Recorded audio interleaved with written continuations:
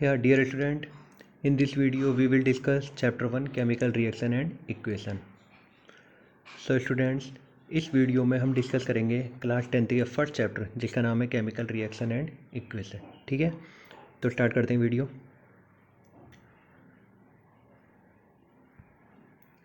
सबसे पहले चैप्टर का कॉन्सेप्ट आता है।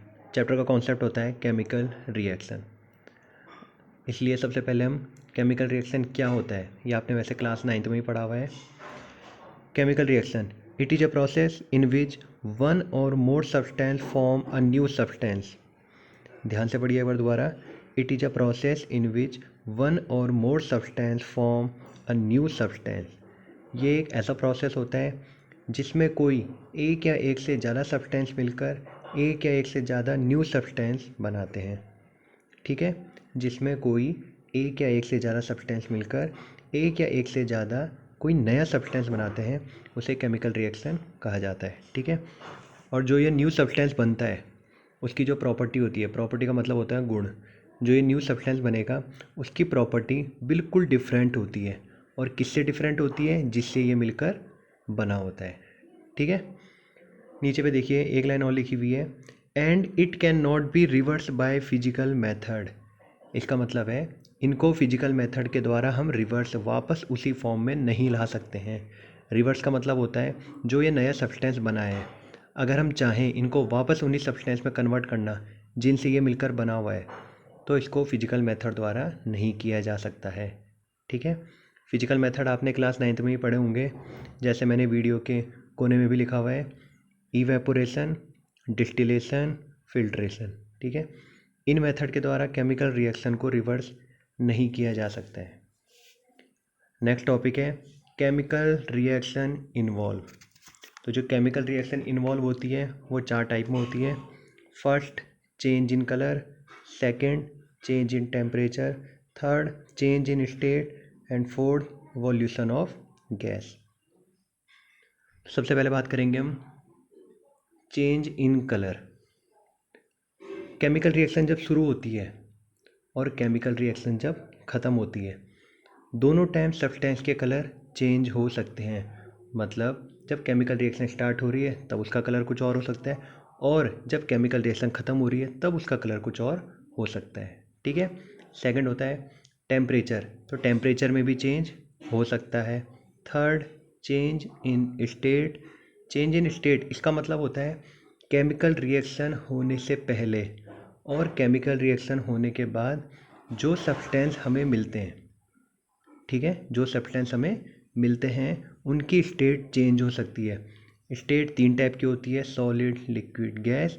इसका मतलब उनकी स्टेट चेंज कैसे हो सकती है? वो सॉलिड से लिक्विड में भी हो सकते हैं, वो लिक्विड से गैस में भी चेंज हो सकते हैं, वो गैस से सॉलिड में भी चेंज हो सकते हैं। मतलब कोई भी स्टेट चेंज हो सकती है।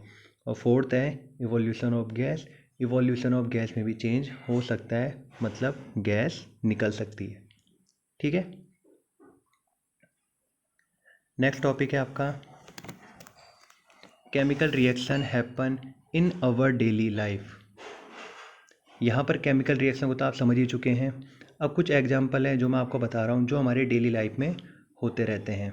फर्स्ट है उसमें रेस्पिरेशन। रेस्पिरेशन का मतलब होता है सांस लेना। आप सबको तो ये पता ही होगा कि हम सांस लेने में ऑक्सीजन गैस का यूज करते हैं और CO2 गैस को हम बाहर छोड़ते हैं। ये एक केमिकल रिएक्शन होती है।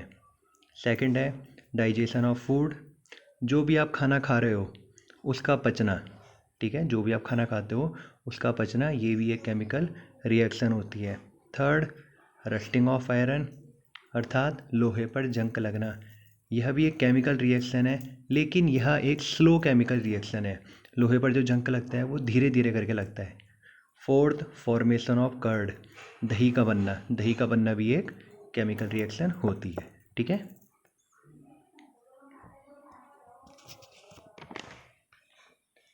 नाउ केमिकल रिएक्शन में 2 चीज़ें आती हैं। फर्स्ट होता है रिएक्टेंट, सेकंड होता है प्रोडक्ट। अब सबसे पहले हम डिफाइन करेंगे रिएक्टेंट क्या होता है और प्रोडक्ट क्या होता है। So reactant, who take part in chemical reaction. Take part मैंने हेडिंग भी कर रखा है। Who take part in chemical reaction, ये केवल केमिकल रिएक्शन में नहीं बल्कि हम केमिकल इक्वेशन लिखेंगे तब भी हमें रिएक्टेंट और प्रोडक्ट की पहचान करनी होगी। सबसे पहले तो इस बात का ध्यान रखना। अब सबसे पहला पॉइंट आता है रिएक्टेंट क्या होते हैं, ठीक है। तो who take part in chemical reaction, मतलब जो केमिकल इक्वेशन में हिस्सा लेते हैं, जो केमिकल इक्वेशन में पार्टिसिपेट करते हैं, उनको बोला जाता है reactant. Second, product, the substance which are form in a chemical reaction. Substance का मतलब होता है केमिकल रिएक्शन में जो नया सब्सटेंस बनता है, जो नई चीज़ बनती है, उसे क्या कहा जाता है? प्रोडक्ट कहा जाता है। ज़रूरी नहीं होता है कि एक ही सब्सटेंस बने, एक से ज़्यादा सब्सटेंस भी बन सकते हैं। एग्जाम्पल देखिए इसका, 2 mg plus O2 gives 2 MgO, अर्थात मैग्नीशियम, Mg यानी मैग्नीशियम प्लस O2 यानी ऑक्सीजन। जब मैग्नीशियम में ऑक्सीजन को ऐड किया जाता है तो MgO बनता है। MgO मतलब मैग्नीशियम ऑक्साइड। यहाँ पे जो ये Mg है ये मैग्नीशियम रिबन है और ये O2 है ये एयर है। इसका मतलब when magnesium ribbon burn in air, जब मैग्नीशियम रिबन को एयर में बर्न किया जाता है, जलाया जाता है, तो मैग्नीशियम ऑक्साइड बनता है, ठीक है।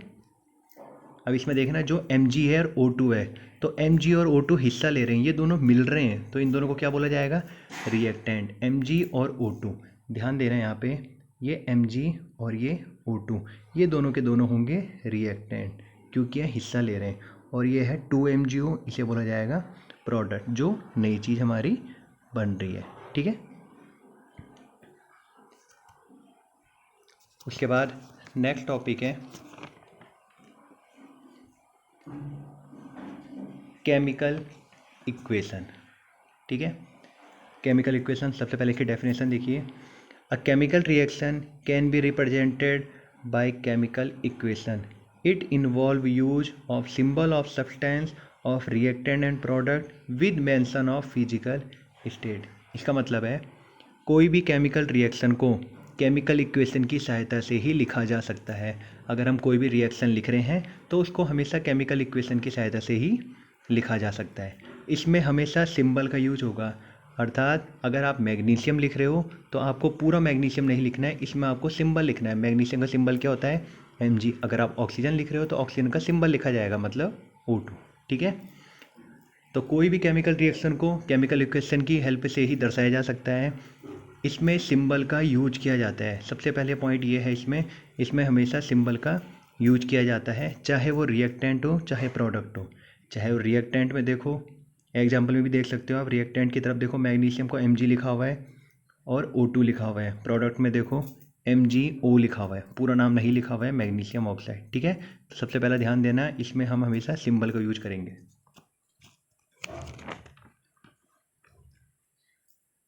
अब देखिए मैग्नीशियम के नीचे पे आप दिख रहा होगा S लिखा हुआ है। S का मतलब यहाँ पे होता है सॉलिड। ये उनकी फिजिकल स्टेट होती है, ये फिजिकल स्टेट मैंने मेंशन करी हुई है एग्जांपल में। Mg के नीचे देखो S लिखा हुआ है, S का मतलब होता है सॉलिड। O2 के नीचे G लिखा हुआ है, G का मतलब होता है गैस। और MgO के नीचे भी S लिखा हुआ है, मैग्नीशियम ऑक्साइड, मतलब ये भी सॉलिड है, ठीक है। नेक्स्ट हेडिंग है types of chemical reaction. Types of chemical reaction का मतलब होता है केमिकल रिएक्शन कितने टाइप की होती है, ठीक है। तो इसमें जो पहला टाइप दे रखा है वो है कॉम्बिनेशन रिएक्शन। तो combination reaction, the reaction in which two or more reactant combine to form a single product.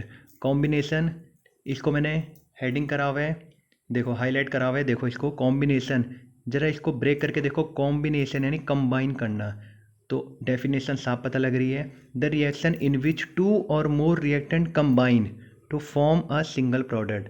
ऐसी रिएक्शन जिसमें दो या दो से ज़्यादा सब्सटेंस मिलकर एक नए सब्सटेंस या एक नए प्रोडक्ट का निर्माण करते हैं। दो या दो से ज़्यादा सब्सटेंस जब आपस में मिलते हैं तो एक नए सब्सटेंस को बनाते हैं, उसे बोला जाता है कॉम्बिनेशन रिएक्शन। नीचे पे देखो, x plus Y gives X Y. X यहाँ पे एक सिंगल सब्सटेंस है, उसके साथ हमने वाई भी एक सिंगल सब्सटेंस है। इन दोनों को जब हमने ऐड किया तो उसने एक नया सब्सटेंस बनाया, एक्स और वाई। इसको आप एग्जांपल से भी समझ सकते हैं, जैसे फॉर्मेशन ऑफ वाटर, पानी कैसे बनाया जाता है, वाटर का फॉर्मेशन कैसे होता है। तो वाटर के लिए सबसे पहले H2 है तुम्हारा हाइड्रोजन और O2 है आपका ऑक्सीजन। जब H2 और O2 दोनों को हम ऐड करेंगे तो मिलके क्या बन जाएगा, H2O, जिसे पानी बोला जाता है। सेकंड देखो, बर्निंग ऑफ कोल C, यहाँ पे कार्बन प्लस O2 यानी ऑक्सीजन गैस गिव्स CO2। ठीक है, तो कॉम्बिनेशन का मतलब होता है दो या दो से ज़्यादा सब्सटेंस को आपस में मिलाना है और एक नए सब्सटेंस को बनाना है, उसे बोला जाता है कॉम्बिनेशन रिएक्शन। सेकंड टाइप होता है डीकम्पोजिशन। ठीक है, डीकम्पोजिशन रिएक्शन, सबसे पहले डिकम्पोज करना। डिकम्पोज का मतलब होता है स्प्लिट करना। डिकम्पोज को पहले समझो, डिकम्पोज मैंने होता है स्प्लिट करना यानी ब्रेक करना, तोड़ना। सबसे पहले डेफिनेशन पे ध्यान दो। In this reaction a compound split into 2 और more substance is called decomposition reaction. इस रिएक्शन में कोई सिंगल कंपाउंड होगा, वो स्प्लिट होगा यानी टूटेगा और दो या दो से ज़्यादा सब्सटेंस अलग कर देगा। ठीक है, ध्यान से देखो, डिकम्पोजिशन हमेशा कॉम्बिनेशन का अपोजिट होता है। जैसे कॉम्बिनेशन में हम क्या करते हैं, कंबाइन करते हैं यानी जोड़ते हैं, ऐड करते हैं। डिकम्पोजिशन में हम क्या करते हैं, ब्रेक करते हैं। एग्जाम्पल में देखो, A गिव्स B प्लस सी। ए कोई सिंगल सब्सटेंस है, वो स्प्लिट हो गया, देखो ब्रेक हो गया, टूट गया, किन में, बी और सी में। ठीक है, तो डिकम्पोजिशन रिएक्शन 3 टाइप का होता है। First thermal decomposition, second electrolytic decomposition, third photolysis decomposition. ठीक है, सबसे पहले हम ध्यान देंगे थर्मल डिकम्पोजिशन पे। तो थर्मल डिकम्पोजिशन क्या होता है, when decomposition is carried out by heating. When decomposition is carried out by heating मतलब ऐसा डिकम्पोजिशन जो हीट के द्वारा कैरी किया जाता है, मतलब हीट के द्वारा उसको अलग किया जाता है। सबसे पहले इस चीज़ का ध्यान देना, जो हीट के द्वारा क्या किया जाता है, अलग किया जाता है। ठीक है,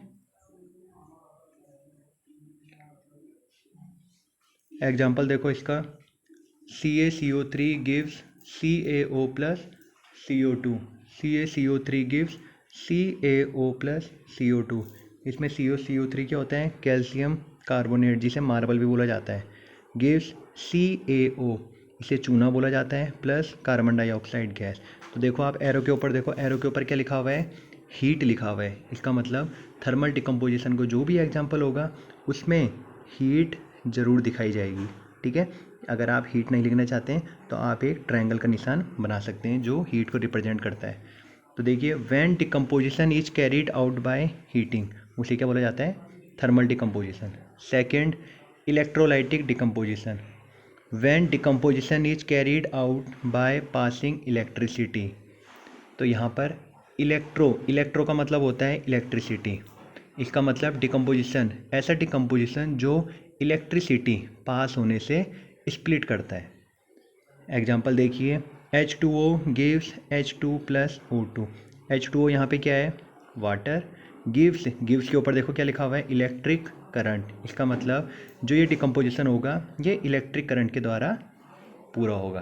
ठीक है, तो H2O gives electric current, H2 plus O2। जब हम पानी को स्प्लिट करेंगे इलेक्ट्रिक करंट के द्वारा तो वह हाइड्रोजन और ऑक्सीजन में ब्रेक हो जाएगी। थर्ड टाइप होता है इसका फोटोलिसिस डिकम्पोजिशन। सबसे पहले डेफिनेशन देखिए इसकी, when decomposition is carried out in the presence of sunlight.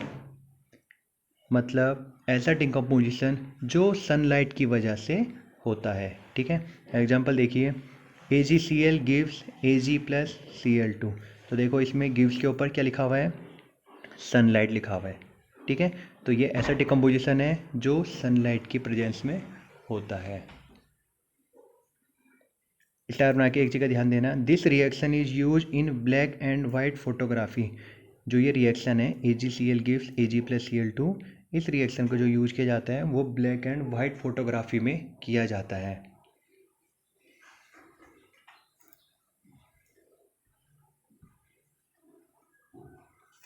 Next topic है आपका displacement reaction. The reaction in which more reactive element displace less reactive element form its solution। ध्यान से देखिए, displace को पहले से ही नाम से ही पता लग रहा है उसके डिस्प्लेस कर रहा है, मतलब जगह चेंज कर रहा है। तो the reaction in which more reactive element displace less reactive element from its solution. इसमें कोई हाई रिएक्टिव एलिमेंट इसमें कोई हाई रिएक्टिव एलिमेंट होता है जो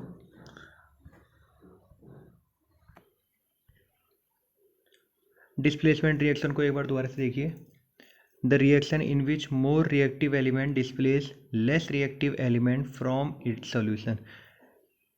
इसमें कोई हाई रिएक्टिव एलिमेंट है, कोई हाई रिएक्टिव एलिमेंट जब किसी लो रिएक्टिव एलिमेंट को डिस्प्लेस कर देता है उसी सॉल्यूशन में से, तो उसे डिस्प्लेसमेंट रिएक्शन कहा जाता है। ठीक है, एग्जांपल देखिए, Fe plus CuSO4 gives FeSO4 plus Cu। Fe यहाँ पे iron, CuSO4 copper sulphate gives FeSO4 ferric sulphate plus Cu। ठीक है, तो इसमें देखिए इस एग्जांपल में क्या हुआ, जब Fe को कॉपर सल्फेट के सॉल्यूशन में डाला जाता है, जब Fe को CuSO4 के साथ ऐड किया जाता है, तो जो ये Fe है FeCu को ही डिस्प्लेस कर देगा। देखिए स्टार्टिंग में Fe अकेला था, यहाँ पे देखो FeSO4 के साथ ऐड हो चुका है, यहाँ पे देखो CuSO4 जो था वो CuSO4 के साथ ऐड था, Cu क्या था यहाँ पे SO4 के साथ ऐड था, लेकिन एंड में क्या हो गया Cu अकेला। ठीक है, तो इस चीज़ को ध्यान देना।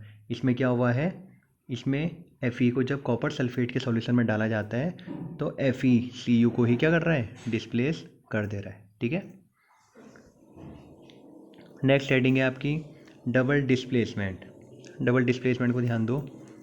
अ reaction in which new compound are form by mutual exchange of ion between two compound. A reaction in which new compound are form by mutual exchange of ion between two compound.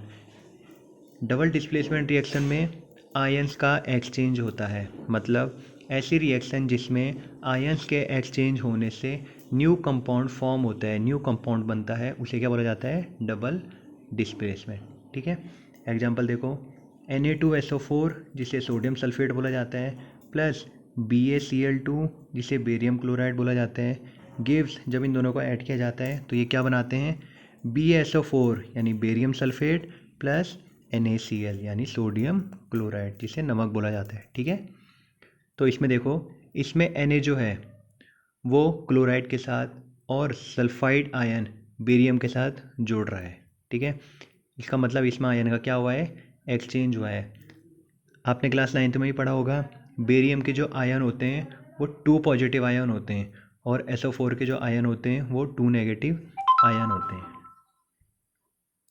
तो ये एक दूसरे को क्या करते हैं, satisfy करते रहते हैं। ठीक है, तो ये क्या होता है, double displacement reaction. Next topic देखिए अब आप, ऑक्सीडेशन एंड रिडक्शन। ठीक है, सबसे पहले देखिए oxidation, the addition of oxygen to substance, और इसकी सेकंड डेफिनेशन होती है the removal of hydrogen from a substance. इसका मतलब किसी सब्सटेंस से अगर ऑक्सीजन जुड़ जाए या फिर किसी सब्सटेंस से अगर हाइड्रोजन रिमूव हो जाए। ध्यान से देखो, ऑक्सीजन अगर ऐड हो जाए या फिर हाइड्रोजन अगर रिमूव हो जाए उसे क्या कहा जाता है, ऑक्सीडेशन। ऑक्सीडेशन का अपोजिट होता है reduction, the addition of hydrogen to a substance या फिर the removal of oxygen from a substance. ये ऑक्सीडेशन का बिल्कुल अपोजिट होता है, इसमें हाइड्रोजन ऐड होती है और ऑक्सीजन रिमूव होती है। इसे एग्जांपल से कैसे समझा जा सकता है, देखिए 2Cu plus O2 gives 2CuO। यहाँ पर देखो जो कॉपर है Cu है वो रिएक्टेंट साइड में सबसे पहले देखो अकेला है, दिख रहा है आपको, जो Cu है वो रिएक्टेंट साइड में अकेला है, परंतु प्रोडक्ट साइड में देखो जब उसको, तो उसमें कॉपर के साथ ऑक्सीजन का भी ऐड हो रहा है। ध्यान से देखो, सबसे पहले जो ये Cu है, देखो ये Cu यहाँ पे क्या है, अकेला है, लेकिन इसके दूसरी तरफ देखो ये Cu यहाँ पर ऑक्सीजन के साथ क्या हो रहा है, ऐड हो गया है। इसका मतलब ऑक्सीजन का ऐड हुआ है, तो इसका मतलब इसमें क्या हुआ है, ऑक्सीडेशन हुआ है। ठीक है, सेकेंड एग्जाम्पल देखो, CuO plus H2 gives Cu plus H2O। इसमें स्टार्टिंग में देखो जो O2 था, मतलब जो ऑक्सीजन था, वो कॉपर के साथ था। जो ये ऑक्सीजन है ये किसके साथ है? कॉपर के साथ है। लेकिन यहाँ जाके देखो ये कॉपर यहाँ पे क्या हो गया? अकेला हो गया। दिख रहा है ना आपको? ये कॉपर यहाँ पे क्या हो गया? अकेला हो गया। मतलब स्टार्टिंग में जो O2 था वो कॉपर के साथ था, परंतु रिएक्शन होने के बाद ऑक्सीजन वहाँ से क्या हो गया? हट गया और कॉपर अकेला हो चुका है। अब ऑक्सीजन का हटना क्या होता है? अभी मैंने ऊपर बताया, जहाँ पे ऑक्सीजन रिमूव होता है उसे बोला जाता है रिडक्शन। इसका मतलब इस इक्वेशन में रिडक्शन भी हो रहा है और इसमें हाइड्रोजन के साथ ऑक्सीजन ऐड भी हो रही है। इसका मतलब इसमें ऑक्सीडेशन भी हो रहा है। तो ऐसी इक्वेशन जिसमें ऑक्सीडेशन भी होता है और रिडक्शन भी होता है, दोनों चीज़ें होती हैं, उसे बोला जाता है रिडॉक्स रिएक्शन। क्या बोला जाता है उसे? Redox reaction. ठीक है, ठीक है। अब देखिए नेक्स्ट टॉपिक है आपका effect of oxidation in daily life. Effect of oxidation in daily life. तो इफेक्ट ऑफ ऑक्सीडेशन में डेली लाइफ में सबसे पहला आता है कोरोजन। कोरोजन को बोलते हैं, हिंदी में बोला जाता है कोरोजन को संक्षारण। क्या बोला जाता है? संक्षारण या जंग लगना। ठीक है, ध्यान से देखिए। When a metal is expose to substance such as moisture, air, water, acid for some time, a layer of oxide is formed which weakens the metal, hence metal said to be corrode। इसका मतलब जब किसी metal पे, कोई भी metal जैसे iron metal हो गई, जंग जाता है किस पे लगता है? लोहे पे लगता है। जब किसी मेटल पर मॉइस्चर यानी नमी, एयर हवा, वाटर पानी, जब ये सारी चीज़ें जब किसी मेटल पे ऐड हो जाती हैं, जब किसी मेटल पे क्या हो जाते हैं, हिंदी में बोला जाता है इसको अभिक्रमित करना। अभिक्रमित करना मतलब क्या होता है? कोरोड करना, इनसे जुड़ना। जब आपने देखा होगा लोहे पे जब एयर वाटर ये सारी की सारी चीज़ें जब इस पे क्या करती है? अटैक करती हैं, तो लोहे पे एक ब्राउन कलर की क्या चढ़ जाती है? लेयर चढ़ जाती है। और ये ब्राउन कलर की लेयर लोहे को क्या करती है? कमज़ोर करते रहती है, वीक करते रहती है उसे। इसे क्या बोला जाता है? जंग लगना बोला जाता है। ठीक है, इसके और एग्जांपल है ब्लैक कोटिंग ऑफ सिल्वर।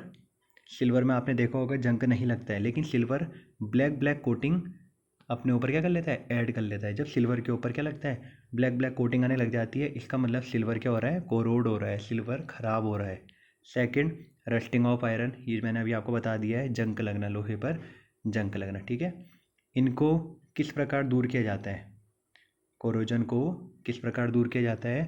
तो इसके मेन उपाय जो हैं, लोहे को जंग से अगर हटाना है, सबसे पहला होता है पेंट करना। आपने देखा होगा लोहे की चीज़ों में क्या करते हैं हम? पेंट करते हैं। जब लोहे की चीज़ों में पेंट करते हैं तो उसका जंग क्या हो जाता है? हट जाता है। सेकंड, ग्रीस या ऑयलिंग। आपने देखा होगा साइकिल की चेन होती है, या आपने देखा होगा जिम की मशीनें होती हैं, उसमें क्या चीज़ डाली जाती है? ग्रीस लगाई जाती है। ग्रीस इसलिए लगाई जाती है ताकि लोहे पर जंग ना लगे और मशीन आपकी सही चले। ठीक है,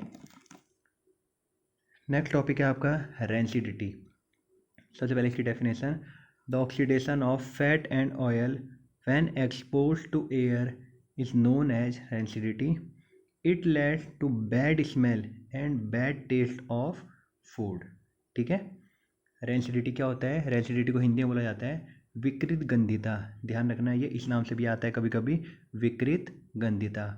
अब देखो इसको मैं समझा रहा हूँ। जब वसा तथा तेल, वसा यानी फैट, तेल यानी ऑयल, जब फैट और ऑयल ऑक्सीडेशन हो जाते हैं, ऑक्सीडाइज हो जाते हैं, ऑक्सीडाइज मतलब ख़राब होने लग जाते हैं, तो इन पे एक अलग सी स्मेल आने लग जाती है। ये स्मेल क्या करती है? इनकी गंध भी चेंज हो जाती है, स्मेल इनकी पूरी चेंज हो जाती है, और इनका टेस्ट भी क्या हो जाता है? पूरा चेंज हो जाता है। ठीक है, इन चीज़ों को अगर ख़राब होने से बचाना है तो आपने देखा होगा जैसे चिप्स के पैकेट होते हैं, तो चिप्स के पैकेट में हमेशा नाइट्रोजन गैस क्या की जाती है? प्रवाहित की जाती है, नाइट्रोजन गैस डाली जाती है जिससे ये ख़राब ना हो। इसका मतलब रेसिडिटी किसे बोले जाते हैं? जब फैट और ऑयल ऑक्सीडाइज हो जाते हैं तो इनकी टेस्ट भी चेंज हो जाता है और इनका स्मेल भी चेंज हो जाती है। और इनसे बचने के लिए आलू जैसे चिप्स का पैकेट हो गए, चिप्स के पैकेटों में क्या चीज़ डाली जाती है? Nitrogen gas. ये यूके बोर्ड का एक इंपॉर्टेंट क्वेश्चन भी है कि आलू के चिप्स के थैलों में कौन सी गैस हम डालेंगे जिससे इनको ख़राब होने से बचाया जा सकता है? तो उस गैस का नाम है नाइट्रोजन। ठीक है, नेक्स्ट टॉपिक आता है आपका exothermic reaction and endothermic reaction. तो एक्जोथर्मिक और एंडोथर्मिक रिएक्शन क्या होती है? सबसे पहले exothermic reaction in which heat is release along with formation of product called exothermic reaction. इसका मतलब इसे हिंदी में बोला जाता है, सबसे पहले ध्यान देना, एक्जोथर्मिक को हिंदी में बोला जाता है ऊष्माक्षेपी अभिक्रिया। ठीक है, ऊष्माक्षेपी अभिक्रिया। तो वह अभिक्रिया यानी वह रिएक्शन जिसमें हीट क्या होती है? बाहर निकलती है। देखो आप एग्जांपल, हीट इज रिलीज लिखा हुआ है, मैंने हाईलाइट करा हुआ है, हीट इज रिलीज, इसका मतलब हीट क्या हो रही है? बाहर निकल रही है, उसे क्या बोला जाता है? Exothermic reaction. एग्जांपल देखो, C+O2 carbon plus oxygen gives carbon dioxide, CO2 plus heat. देखो मैंने हीट जो लिखा हुआ है वो प्रोडक्ट की तरफ लिखा हुआ है, इसका मतलब कार्बन में जब ऑक्सीजन को ऐड करेंगे तो कार्बन डाइऑक्साइड गैस बनेगी और साथ में हीट क्या होगी? रिलीज होगी, हीट बाहर की तरफ निकलेगी, उसे बोला जाता है एक्जोथर्मिक। और एक्जोथर्मिक का ही अपोजिट होता है एंडोथर्मिक। डेफिनेशन देखिए, the reaction which requires energy in the form of heat, light and electricity called endothermic reaction। इसको हिंदी में समझाने के लिए देखिए, इसको बोला जाता है हिंदी में ऊष्मा शोषी अभिक्रिया। इसका मतलब ये ऊष्मा को अपनी तरफ क्या करती है? अवशोषित करती है, ऊष्मा को अपनी तरफ खींचती है, इसके लिए ऊष्मा की ज़रूरत होती है। ठीक है, ऊष्मा यानी हीट, तो इसको बोला जाता है एंडोथर्मिक रिएक्शन। देखो इसके एग्जांपल देखो, N2+O2 nitrogen plus oxygen plus heat. देखो इस बार किधर की तरफ है? रिएक्टेंट की तरफ, इसका मतलब नाइट्रोजन और ऑक्सीजन को हीट की ज़रूरत है, तो हीट किधर की तरफ है? रिएक्टेंट की तरफ है, गिव्स 2NO। ठीक है, तो ये आपका पहला चैप्टर यहाँ पे कंप्लीट हो रहा है।